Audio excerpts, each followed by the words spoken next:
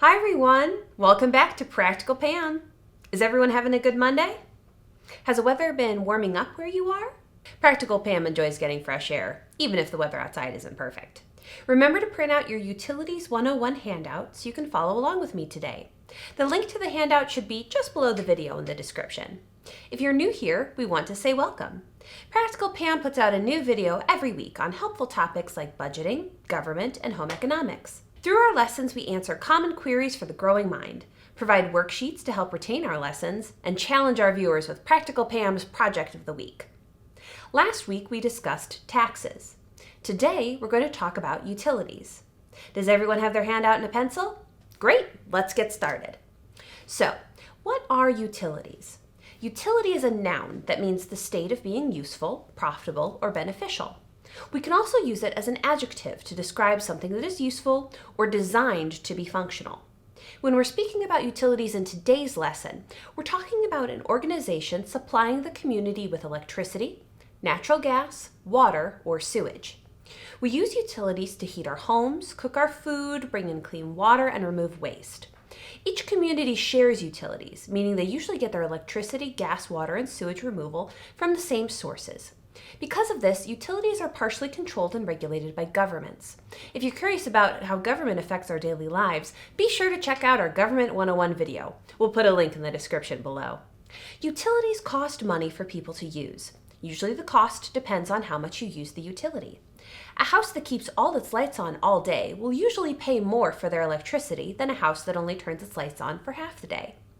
Every building intended to be lived in requires working utilities, which means that the bills need to be paid every month.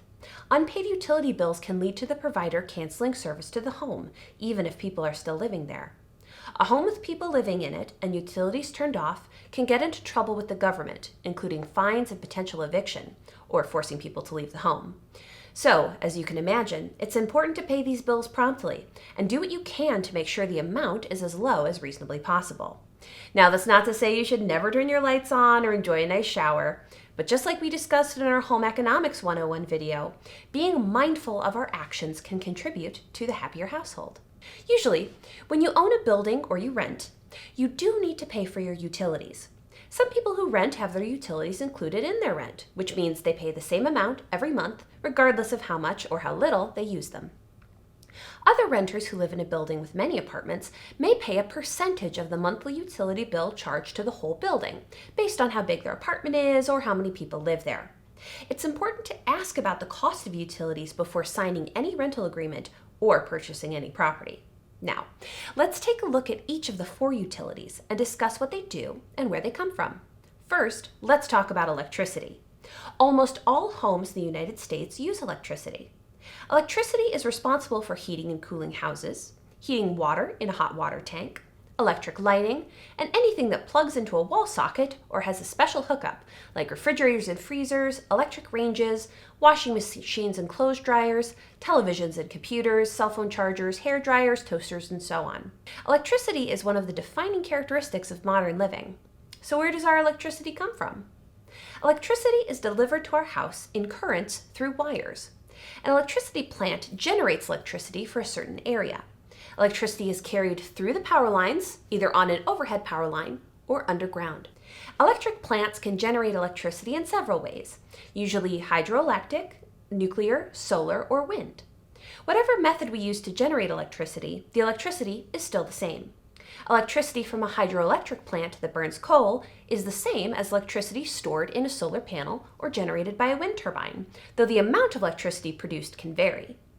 The important thing to remember is that electricity can be stored, like power in a battery. So solar and wind energy still work all year round, even when there are days when the sun doesn't shine or the wind doesn't blow. Now, let's talk about natural gas. A little more than half the homes in the United States use natural gas, and it can take the place of many functions that electricity does. Most homes and businesses that use natural gas use it for room heating, gas stoves and ovens, clothes dryers, and it can sometimes even power light fixtures and other appliances. In general, since natural gas is combustible, it is used primarily as a source of heat, as opposed to just generate power like electricity. Many people prefer using gas to cook their food, as opposed to electricity. Natural gas can also be used by power plants to generate electricity. We get natural gas from the ground. Like oil and coal, it is a fossil fuel created from the decomposition of living plants and animals over millions of years. Natural gas is pumped up out of the earth by wells and transported through large pipes to the utility provider.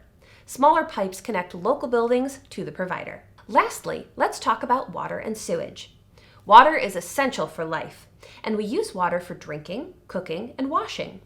Only fresh water, that is water not from the ocean that doesn't contain a high salt content, is used in homes. Each home has 2 sets of water pipes. Some pipes are in charge of bringing fresh, safe water into your home, such as through faucets and shower heads, and the other set of pipes takes our wastewater out of the house, through drains and our toilet bowls. Those feed into sewage and sewer pipes. Some homes, especially in rural areas, have their own contained water system, using wells or nearby above-ground sources of water to pump fresh water into the home. For the rest of us, water is publicly supplied, either through a town or a county, and heavily regulated, since unsafe water can have huge consequences. Sewage is carried to water reclamation plants, where many tactics are used to clean the water. Sewage is filtered to remove all debris and solid waste. Then it goes through other filtration processes, like being filtered through sand, then treated with chemicals, bacteria, and algae to clean the water and make it usable again. Most often, reclaimed water is used in irrigation, watering crops and landscaping, or to replace groundwater taken away to be used in homes and businesses. Some water can even be cleaned well enough that it becomes drinkable again. Before we wrap up, I want to talk a little bit about how we can be more mindful about the utilities we use. As we've established, utilities come from somewhere, and we all share them. Being careful about not overusing our resources is good for the entire community. Also, since utilities cost your family money, using them less frequently will save money that can be used for other things. Lights should only be turned on when they are needed. That is, if someone is in the room and natural light isn't sufficient. Ovens should only be turned on before use and turned off as soon as cooking is complete. Running dishwashers only when they are full, using a bucket in the sink when cleaning dishes by hand or stopping up a drain instead of letting the water run, and turning on taps only when gathering water, like in a glass for drinking or to moisten a toothbrush, are all ways to save water. Be very careful about what you flush down the toilet. Ask your parents what you're able to flush and what should be taken away in the normal trash. What other ways can we be mindful about the utilities we use? There's so much more to learn about public utilities, energy sources, and water usage, but we are out of time. Do you have a question or suggestion for Practical Pam? Check the description below for how you can send it to me. We'll see you next week with an all-new video.